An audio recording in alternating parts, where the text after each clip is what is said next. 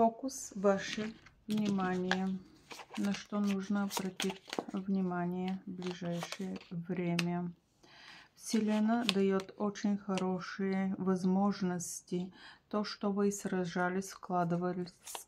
И пассажиры, вы очень жарко и со сердца двигались в работе, в отношениях, то сейчас берете плоды очень хорошие, потому что вы не стояли на месте, а продвигались. И это было желание и страсти.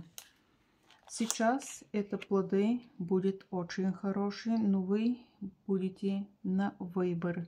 Приценяете, попентакливая, что вкладываю, стоит ли это стоимость, который вы заплатили.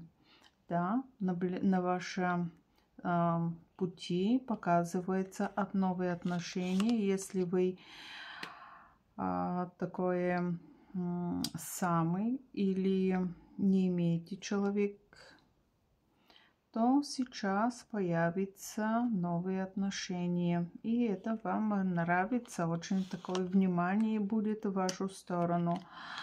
Вы по шестерке мечей были в застой, ваши дела не двигались, имели проблемы и конфликты, но это было по магии или по воздействию на другие люди.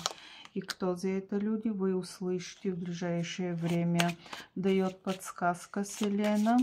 И очень в ближайшее время вы узнаете, кто вам был, как крадник поставил. Ваши ресурсы были украдены, и это несколько человека, как шабаш. Я не могу сказать, что шабаш, но несколько человек работали и тянули ваши энергии. Но эта энергия была по деньгами, связана с материальной сферой, с денежной сферой. Вы услышите, как вы вкладывались, что вы делали, какие планы делали, какие поступления у вас, как не получается. И все за это утечка, а ваша денежная энергия по магии вы сделали. Да, это был император.